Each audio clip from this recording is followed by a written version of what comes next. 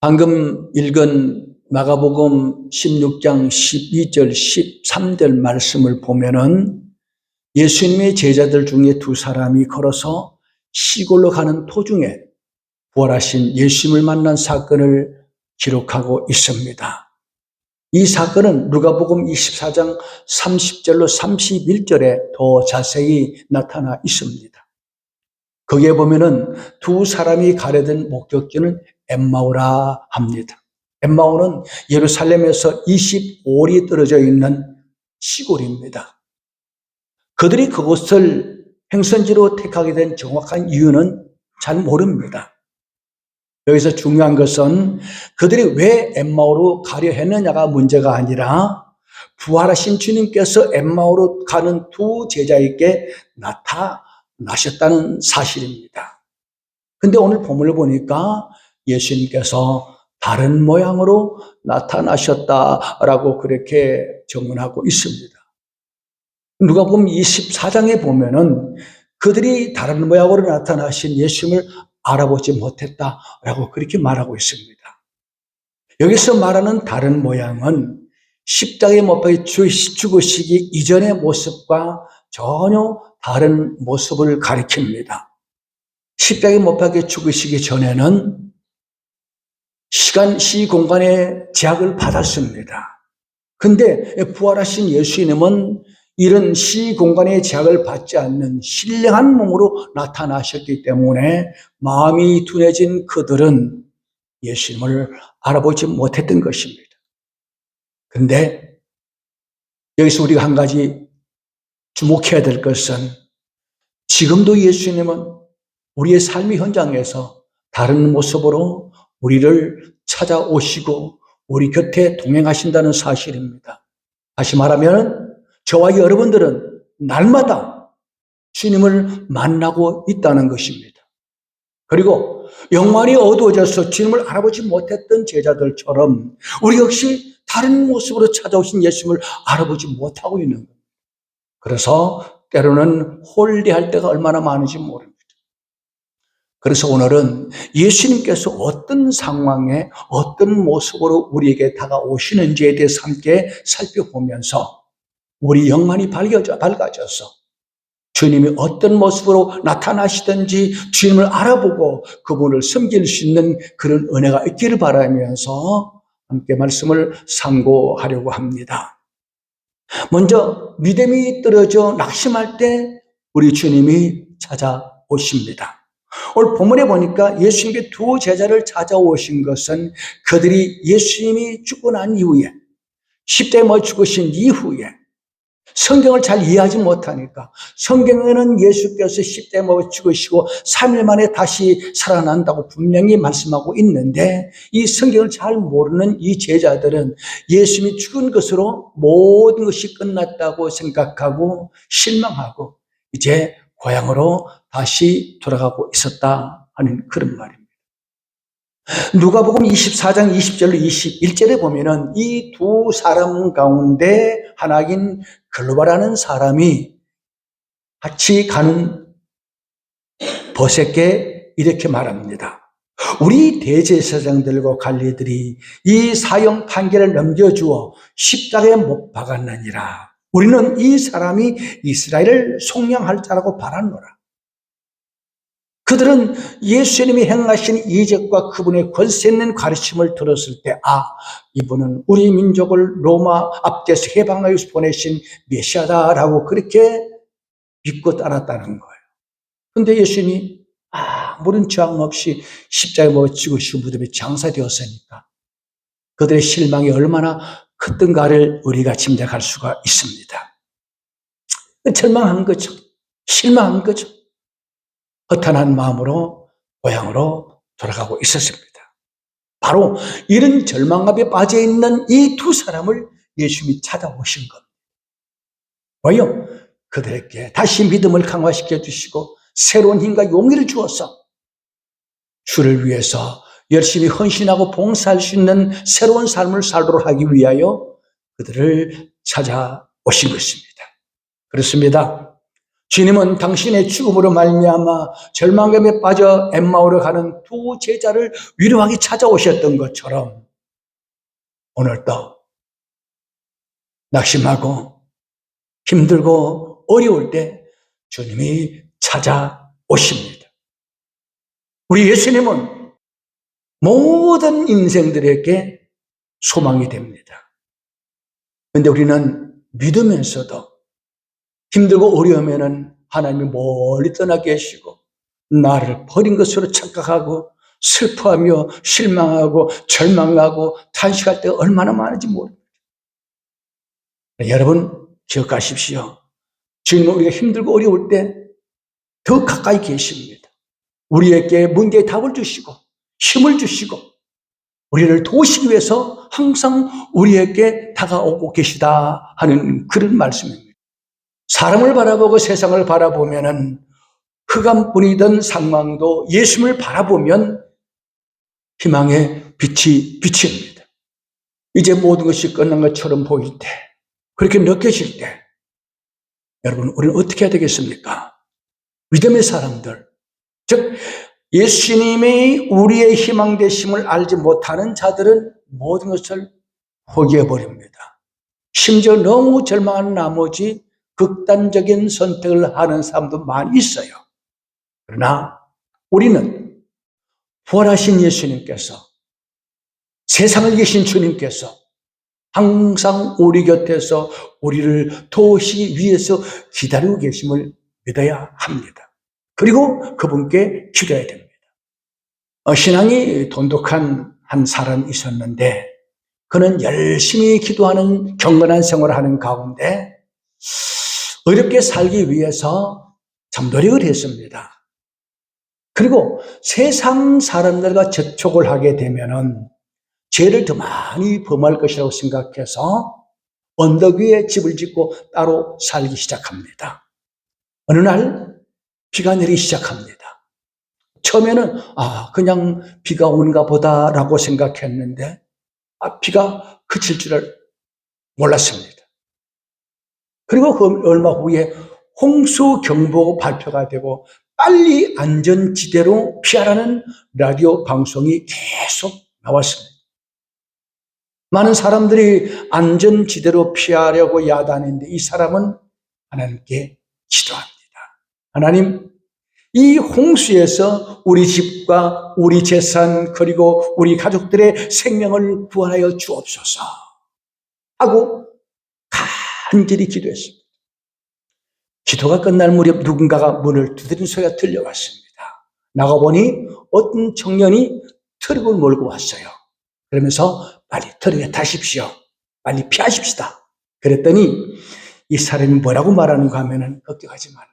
내가 지금 기도하고 있는데 주님이 직접 나를 데려올 것입니다. 쫓아보내는 거예요. 그리고 다시 기도합니다.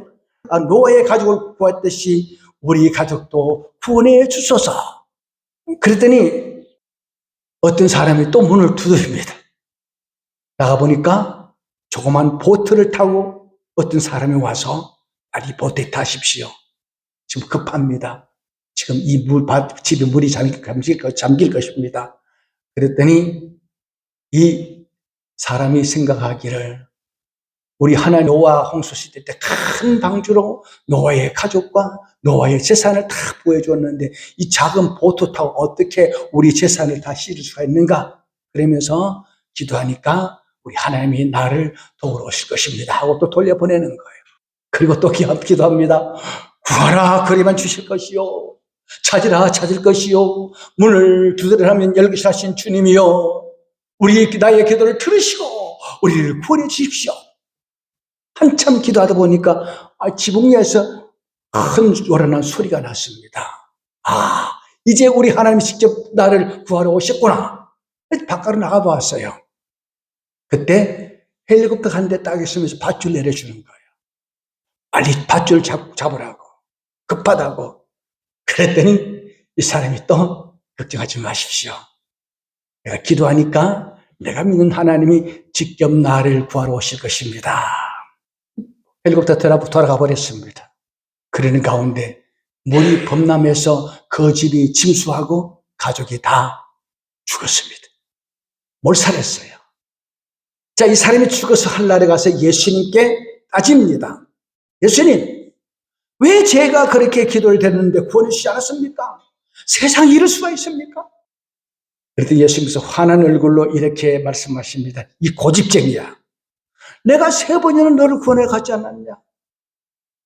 트럭도 보냈고, 오토도 보냈고, 헬리콥터도 보냈는데, 너는 다 거절하지 않았느냐? 그랬다는 거예요. 여러분, 무슨 말합니까? 우리가 기도하면 하나님께서 하늘에서 뭔가 응답을 툭 내려주시는 분이 아닙니다. 우리가 기도하면 우리를 도울 사람을 보내주시는 거예요. 영국에 실제로 있었던 이야기입니다. 어떤 집에 아들이 병이 들어 생명이 위독했어요.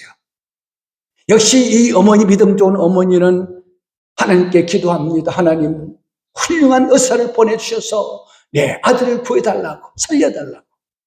근데 어느 비 오는 날 한 낯선 남자가 찾아와서 몸이 비에 흠뻑 젖어서 추워서 그러니 좀 쉬었다 갈 수 있게 해달라고 도움을 청합니다.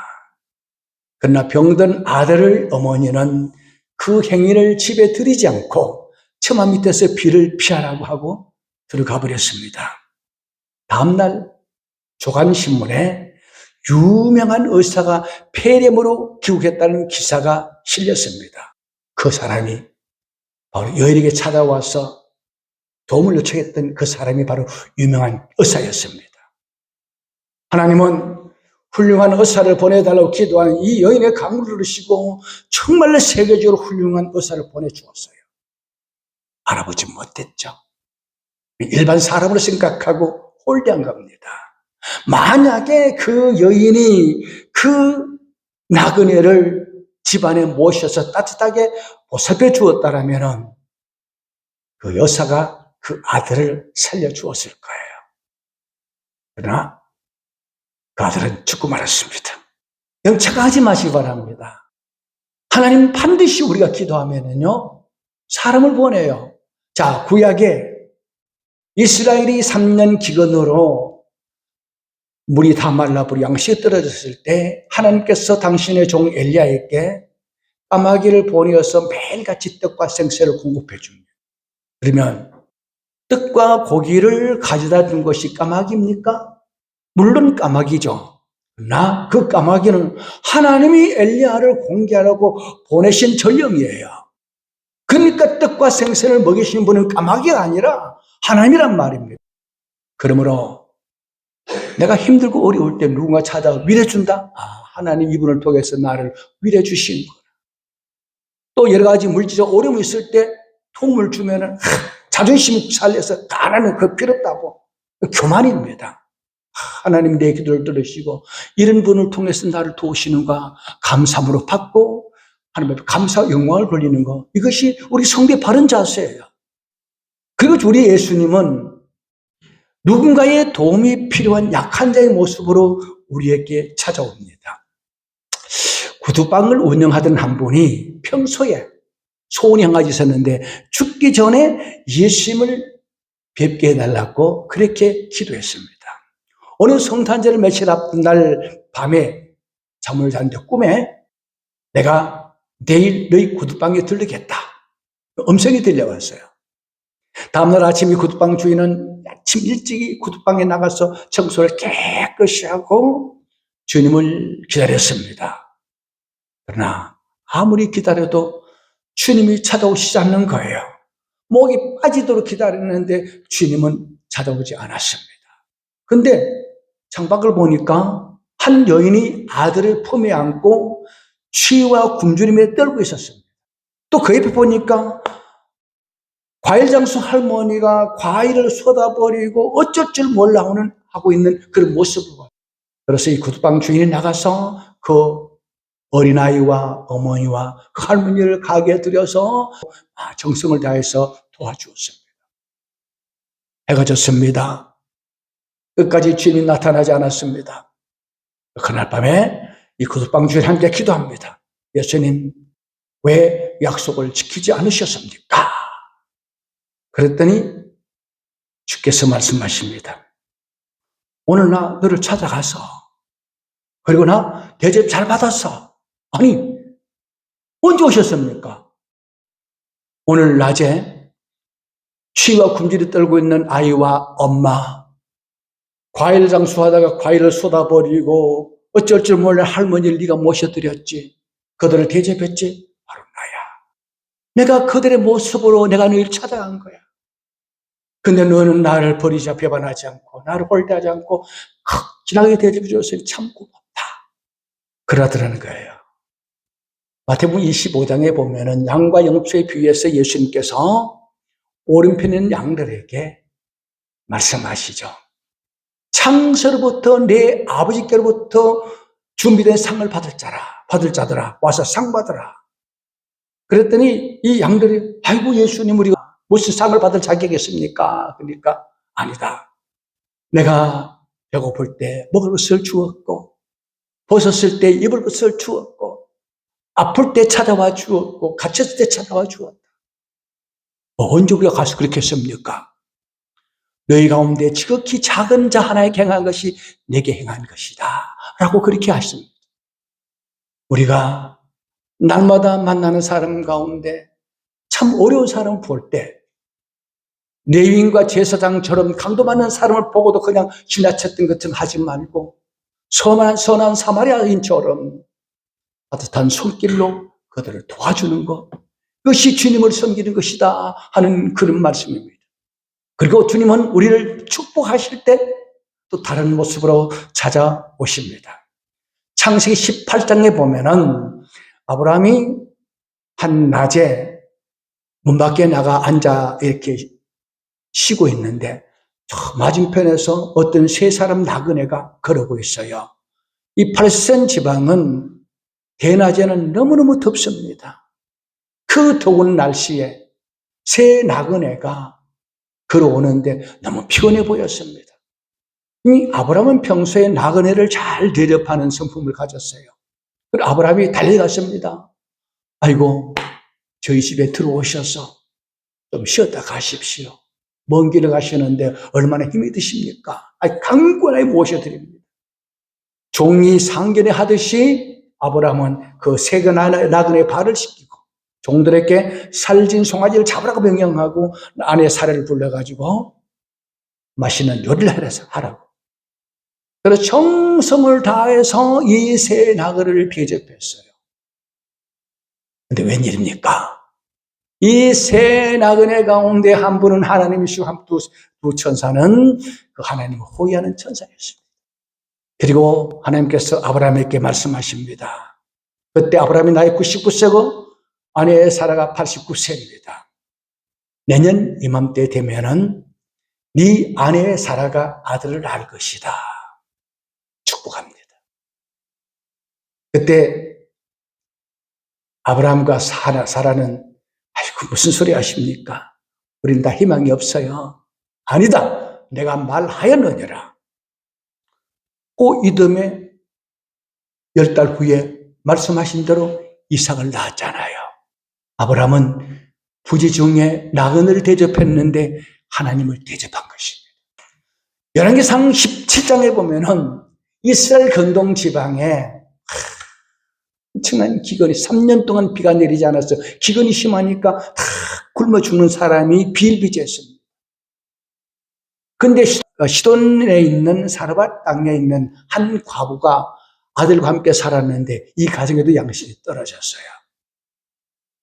그래서 마지막 남은 밀가루와 기름으로 떡을 만들어서 먹고 이제 두 아들과 함께 죽기를 기다리는 그런 상황에서 떡을 만들기 위해서 나뭇가지를 줍고 있는데 허름한 차림에 노숙자 한 사람이 이 여인을 찾아옵니다. 그대가 지금 못하느냐 그랬더니 예. 우리가 양식이 다 떨어졌는데 마지막 남은 밀가루와 기름 한 방울 가지고 떡을 만들어서 아들과 함께 먹고 이제 죽을까 합니다. 그랬더니 그 남루한 차림의 노숙자 같은 그런 노인인데 그 떡을 만들어서 나로 먼저 먹게 하라고. 마지막 남은 떡인데 자기를 먹게 하래요. 그 사람이 바로 엘리야 선지자거든요.